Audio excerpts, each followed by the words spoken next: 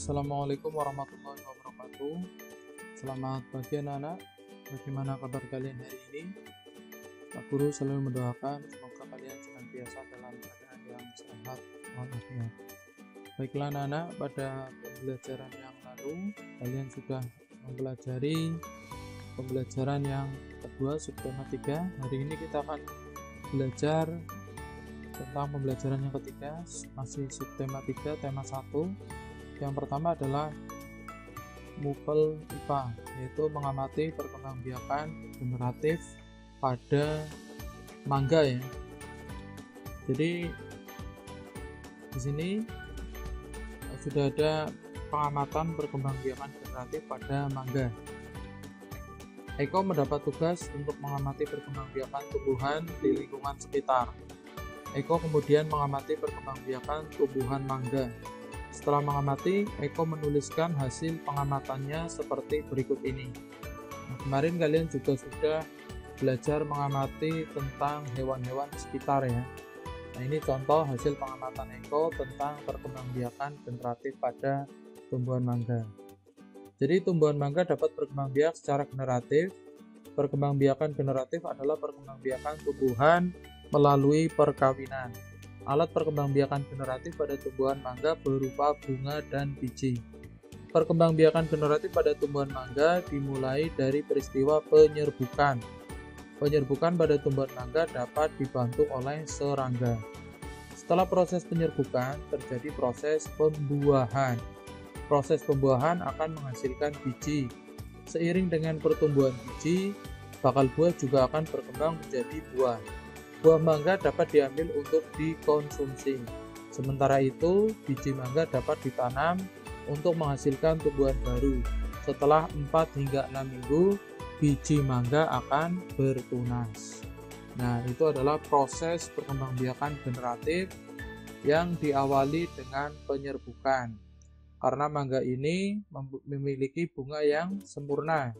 Jadi bunganya itu memiliki kepala putik dan kepala sari, sehingga dapat terjadi proses penyerbukan. Nah, penyerbukan pada mangga ini dibantu oleh serangga ya, seperti lebah.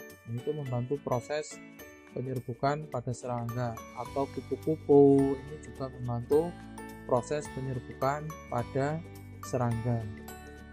Nah, selain berkembang biak dengan generatif, tumbuhan ternyata juga berkembang biak dengan vegetatif.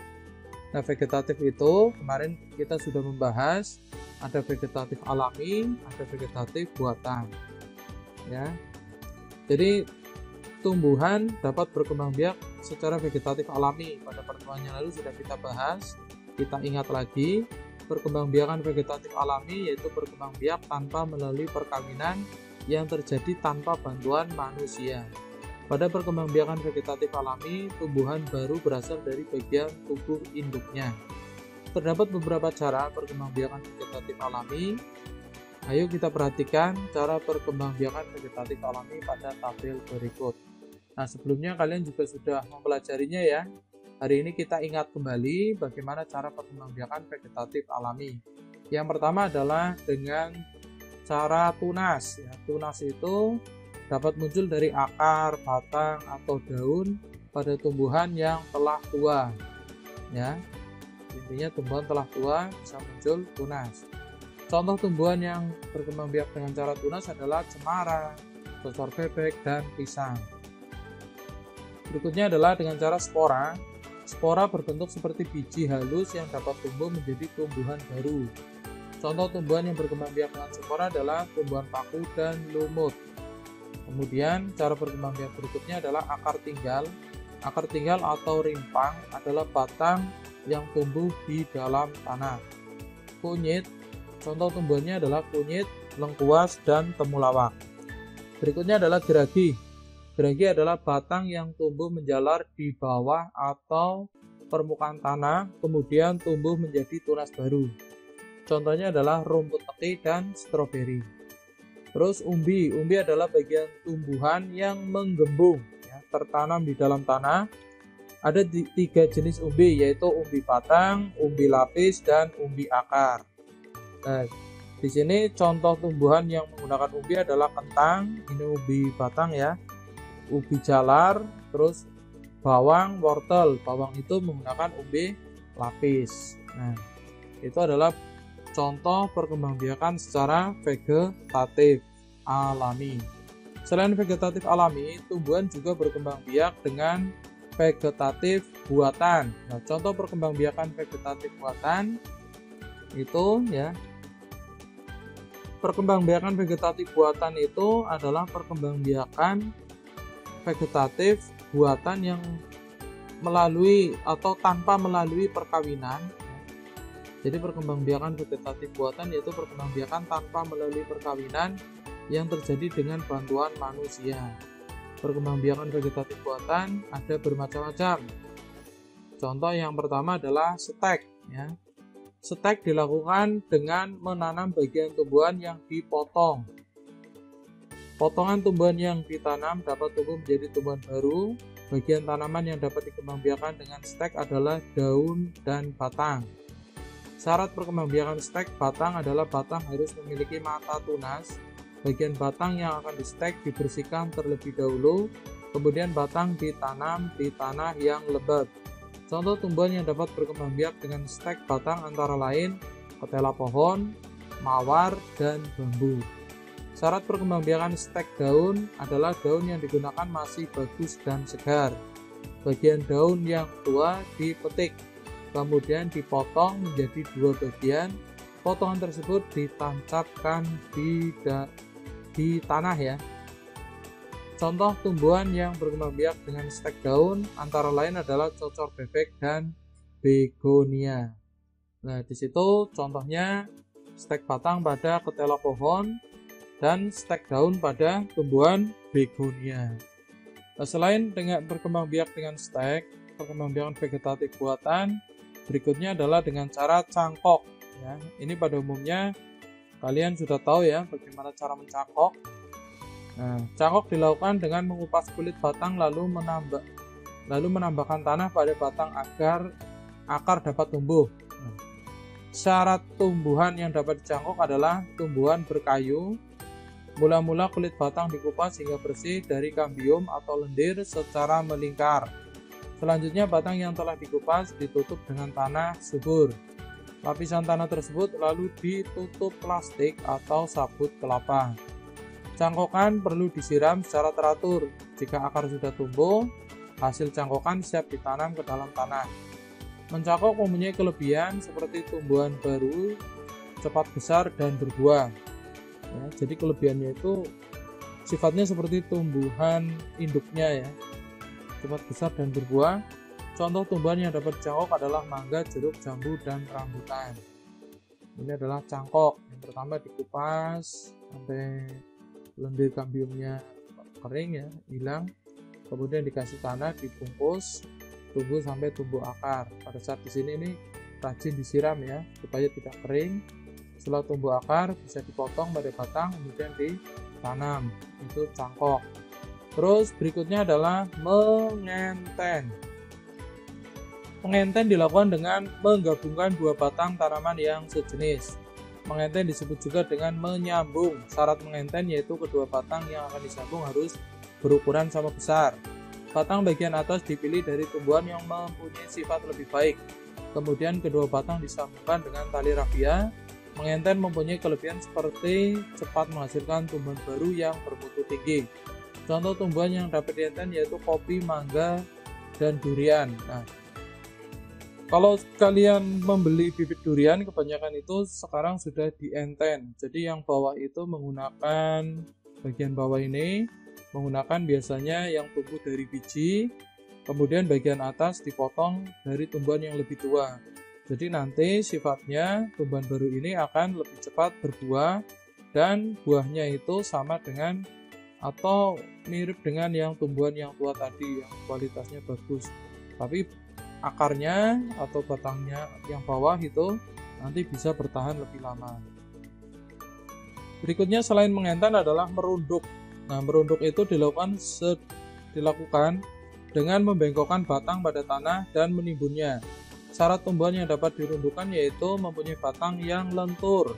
batang dikerat terlebih dahulu agar akar dapat keluar.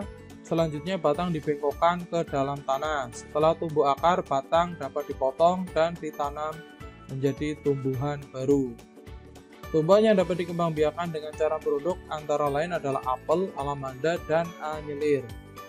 Nah ini jadi batangnya itu harus lentur, jadi bisa dibengkokkan sampai tanah, kemudian dikerat sedikit ya untuk tumbuh akar, kemudian ditimbun di tanah. Setelah tumbuh akar kemudian dipotong, jadilah tumbuhan yang baru. Ini namanya merunduk.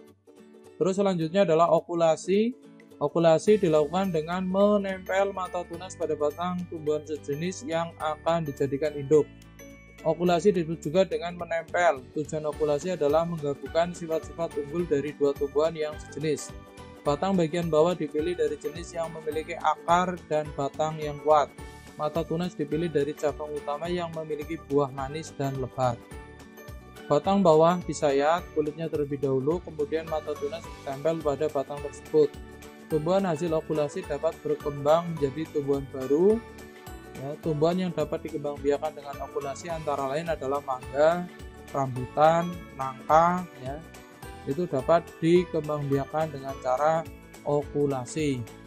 Nah, selain tadi, sekarang juga banyak bunga-bunga yang diokulasi seperti bunga bougainville ya. Itu juga banyak yang diokulasi. Jadi nanti dalam satu pohon itu banyak warnanya, banyak warna bunganya, ada yang merah, yang putih, yang kuning, bahkan yang ungu. Itu dalam satu pohon, itu dengan teknik okulasi.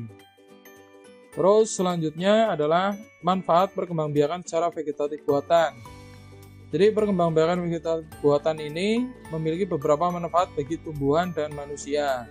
Berikut manfaat perkembangbiakan secara vegetatif buatan. Yang pertama adalah lebih mudah mengembangbiakan tumbuhan tanpa perlu menunggu berbuah.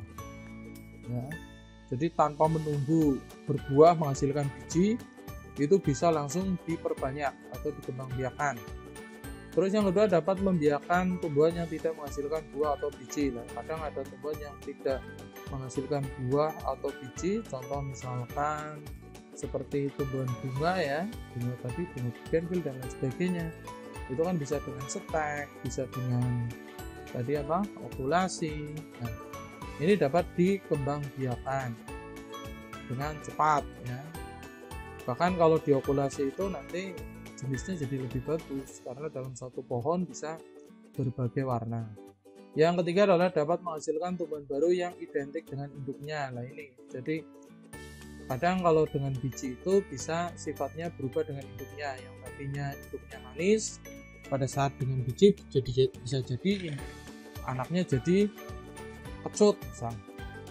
Kalau dengan vegetatif buatan ini kebanyakan hasilnya itu identik dengan induknya. Misalnya induknya manis, nanti hasilnya juga manis.